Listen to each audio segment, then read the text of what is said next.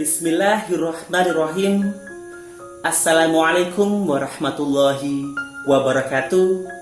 Yang terhormat Bapak Ibu Dewan Juri Lomba Pembelajaran Jarak Jauh Inspiratif dalam rangka Hari Ulang Tahun ke-76 Persatuan Guru Republik Indonesia dan Hari Guru Nasional tahun 2021. Perkenalkan, saya Bastian Nursi, merupakan guru pendidikan agama Islam dan budi pekerti di SD Negeri Cipari 03, Kabupaten Cilacap. Berikutnya, saya mohon izin untuk mempresentasikan hasil best practice dengan judul Media Microlearning Online berbasis Google Form sebagai inovasi pembelajaran pendidikan agama Islam dan budi pekerti yang rekreatif, ekonomis pada masa pandemi COVID-19 di SD Negeri Cipari 03. Bapak Ibu, sejak diumumkan masa darurat COVID-19 pada Maret 2020 silam, semua lini aktivitas yang ada di Indonesia ikut terdampak kebijakan tersebut. Pandemi COVID-19 mengharuskan berbagai lini segera mengadopsi teknologi, tidak terkecuali pada lini pendidikan. Berbagai upaya telah ditempuh oleh stakeholder pendidikan maupun pemerintah untuk menyediakan pembelajaran jarak jauh yang efektif. Namun, keberlangsungan pembelajaran jarak jauh di daerah-daerah tidak semua berjalan optimal. Berbagai kendala muncul seiring dengan perjalanan PJJ, seperti keterbatasan akses internet di daerah pelosok, daya beli kuota internet bagi keluarga prasejahtera, dan keterbatasan penguasaan teknologi informasi oleh guru dan peserta didik. Kendala tersebut juga terjadi di SD Negeri Cipari 03. Kemampuan finansial orang tua peserta didik untuk membeli kuota internet dan akses internet yang terbatas menjadi masalah yang kami identifikasi dalam keberlangsungan pembelajaran jarak jauh.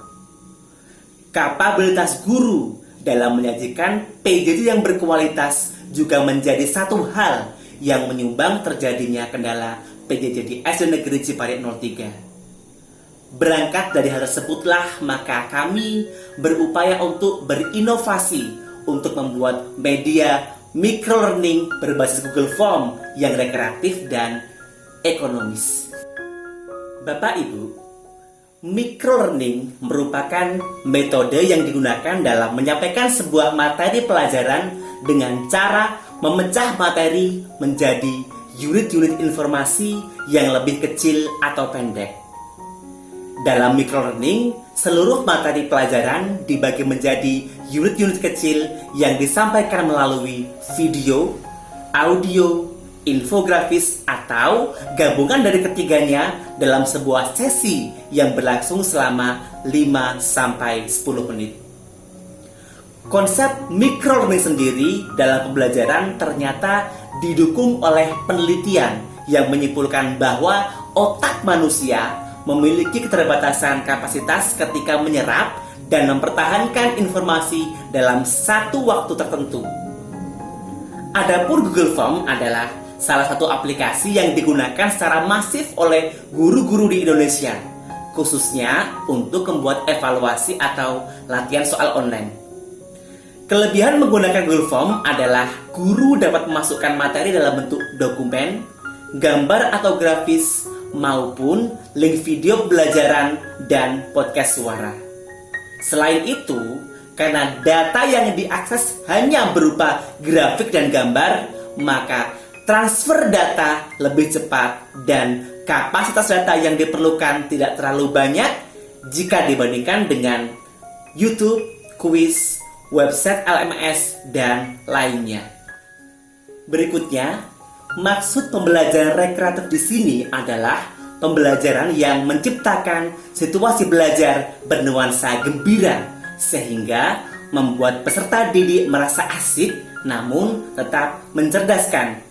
Sedangkan ekonomis maksudnya adalah yang tidak memerlukan banyak kuota data internet sehingga menghemat biaya dalam pembelian kuota internet. Bapak Ibu, dalam pembuatan media microlearning online berbasis Google Form yang rekreatif dan ekonomis, kita perlu memperhatikan hal-hal berikut, yaitu pertama, memaksimalkan fitur upload gambar di setiap bagian. Jadi, Google Form ini kita sajikan layoutnya seperti sebuah media pembelajaran interaktif dengan bantuan grafis atau gambar. Yang kedua, menggunakan fasilitas validasi jawaban untuk membuat kode masuk atau kode rahasia. Nah, dengan kode masuk rahasia tersebut seolah siswa sedang menjalankan sebuah misi khusus, sehingga pada pertama kali pembelajaran dia akan merasa tertantang. Yang ketiga, pilih tantangan game yang sesuai dengan usia atau kelas dan variasikan tantangan game. Yang keempat, konsisten dalam menggunakan tema visualisasi, warna, dan font grafis. Yang kelima, dalam menyajikan materi, gunakan infografis yang cukup, karena menggunakan microlearning bukan seperti memindahkan buku dalam sebuah pembelajaran. Yang keenam, ketika membuat grafis, maka simpan menggunakan pixel yang paling rendah agar kapasitas data untuk mengakses microlearning tidak terlalu besar. Yang ketujuh, berikanlah poin di setiap aktivitas pembelajaran di setiap bagian. Lalu, bagaimana sih langkah-langkah dalam pembuatan microlearning berbasis Google Form? Langkah yang pertama, membuat bagian awal microlearning yang terdiri dari info microlearning, tujuan pembelajaran, identitas peserta, dan kode masuk atau kode rahasia peserta. Langkah yang kedua, membuat bagian transisi yang fungsinya sebagai jeda atau penghubung antar bagian. Di bagian transisi ini, kita bisa menyelipkan kata-kata sugesti untuk semangat dalam pembelajaran serta mengkonfirmasi setiap jawaban tantangan game. Langkah yang ketiga, membuat bagian checklist aktivitas yang bermanfaat ketika di rumah sebagai acuan untuk penilaian afektif. Bapak Ibu, langkah yang keempat adalah membuat tantangan game yang fungsinya untuk menstimulasi minat belajar, daya pikir, dan rasa ingin tahu peserta. Dan setiap game hendaknya diberikan aturan main untuk menghindari kebingungan peserta ketika mengerjakan.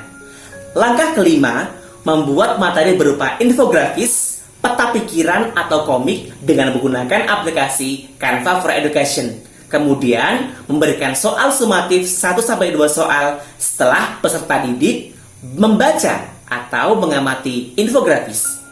Langkah yang keenam, membuat soal evaluasi akhir atau tes formatif setelah paket materi pembelajaran selesai, berupa soal yang berjumlah 5-10 soal. Dan langkah yang ketujuh, membuat refleksi pembelajaran sebelum peserta mengirim atau submit yang berupa angkat pertanyaan yang menggambarkan kondisi motivasi dan perasaan peserta ketika belajar dan selesai belajar dengan menggunakan media microlearning.